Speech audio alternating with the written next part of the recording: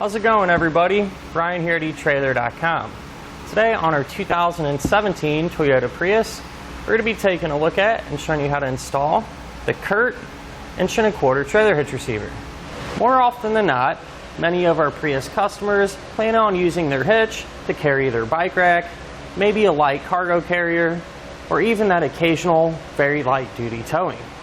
So not only is a hitch not going to take away from the looks of the back of your Toyota, since it is pretty much hidden, the only thing you're going to be able to see is a receiver tube opening, but it's going to work perfect for those folding accessories because it's going to give us really good clearance. The end of our receiver tube is going to be pretty much flush with the edge of our bumper. Now the hitch is going to have a nice reinforced collar, and that'll help add some extra strength. And since this is a class 1, it's going to have the 1.25" by 1.25" opening. Now it is going to have a 1/2 inch size pinhole. Now keep in mind the pin and clip is not included, but if you need one you can find it here at eTrailer. We're also going to have some loop style safety chain openings, which aren't huge, but they do give us quite a bit of room to use just about any size hook. As far as the hitch's weight capacities go, it's going to have a 200-pound maximum gross tongue weight rating. Now that's going to be the amount of weight pushing down on the hitch. So that'll be perfect for those 1 and 2 bike racks. Now as far as the maximum gross trailer weight rating goes, it's going to be 2,000 pounds, the amount of weight pulling on your hitch. So that's the weight of your trailer plus anything you might have on it. Now I do always recommend to check with your Toyota's owner's manual to make sure that your Prius can pull that much weight. Now I'm going to give you a couple of measurements, and you're going to use these to figure out which hitch mounted accessories to get. From the ground to the top inside edge of the receiver tube opening, it's going to be about 14 inches. So you're going to use that to figure out if you need to get a ball mount with either a drop or a rise. From the center of the hitch hole to the edge of our rear bumper, it's about 2.5 inches. So you're going to use that to figure out if any folding accessories you might have can be stored in an upright position without contacting the bumper. Now as far as installation goes, there's going to be a few things that we have to remove. However, it all comes apart pretty easily, so it shouldn't take up a whole lot of your time. Speaking of which, let's go ahead and put the hitch on together now.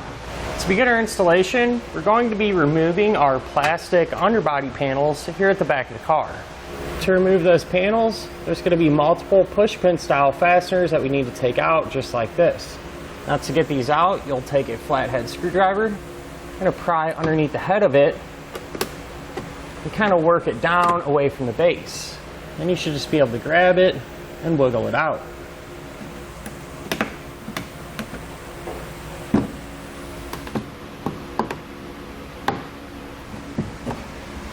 We're also going to have 3 twist type fasteners just like this that we need to release. So to do that, we'll take our screwdriver and spin them to the left. Now if they don't come right off, sometimes you have to take your hand and apply a little downward pressure while spinning it to get them to come free.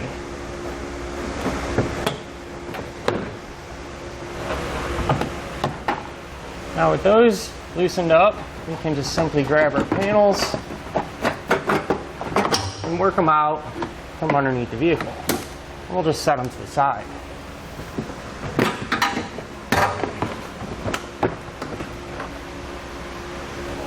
I did find on the passenger side one more twist type fastener.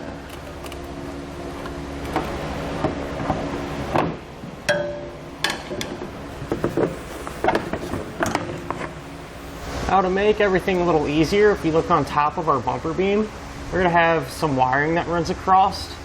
It's going to be held in place with a few fasteners. Now I'm going to remove them fasteners with a trim panel tool, or you can use a flathead, like I said, to make everything easier.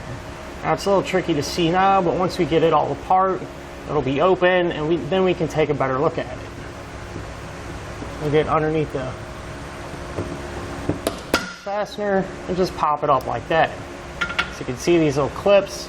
That's what we need to push in to release that fastener. Now if we come to the side, we're going to have 2 things that we need to take off. The first being this little white clip. To get this off, you're going to push down on that center piece and at the same time pull up on the head of it. So I'm going to use my trim tool. You can use your hand or a flathead will work just fine. Then right below that clip, we're also going to have one Phillips screw. So we'll grab our screwdriver and take that out. Now the other side is set up the same way, so we'll just repeat this process over there. Now we're ready to remove our plastic lower fascia.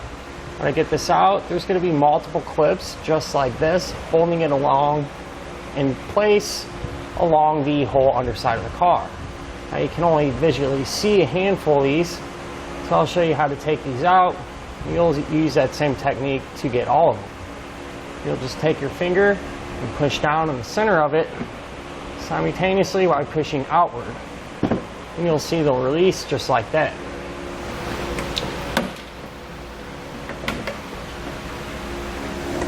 To give you another view, here's all the clips that I pushed down to pull this away from the vehicle.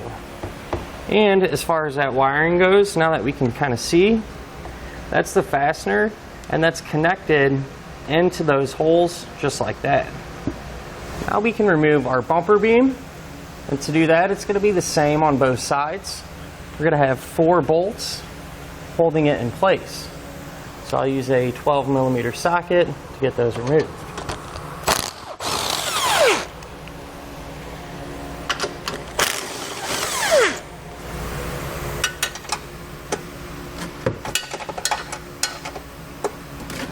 Now what I like to do when I have them all taken out, I like to put one of them back in just hand tight on each side. That way the bumper will have some support and it'll be easier to manage while we take it off. Now we can go ahead, support our bumper, take out those bolts that we left hand tight.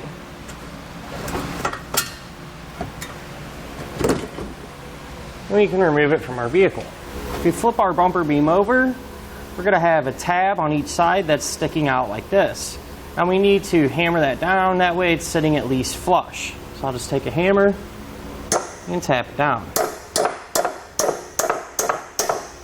And I'll just do that same thing over on the other side. So now what we're going to do is lay our hitch flat, take our bumper beam, set that on top of it. That way our bumper beam is going to sandwich our hitch between it and the body of the car.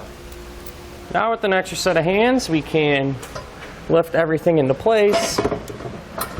We're going to secure it using the factory hardware that was originally holding our bumper in place. With all of our hardware in place and hand tight, now we can snug it all down. Now we can use a torque wrench to tighten all of our hardware down to the specification listed in our instructions. Now we can trim our center panel according to the diagram in the instructions. And I went ahead and marked that area out here. Now to cut it, I'm going to use a dremel tool. However, you can use a pair of snips or even a sharp utility knife.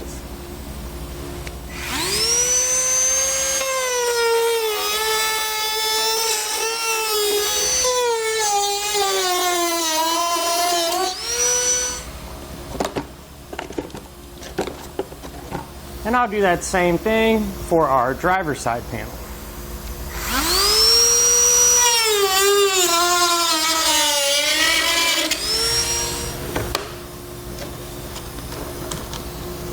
Now we can take our fascia and reinstall it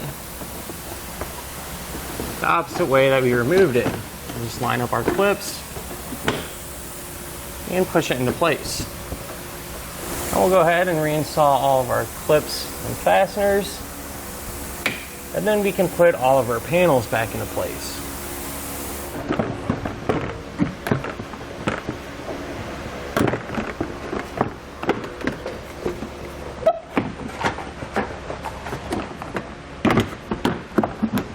And that'll finish up our look at and our installation of the CURT 1.25" trailer hitch receiver on our 2017 Toyota Prius.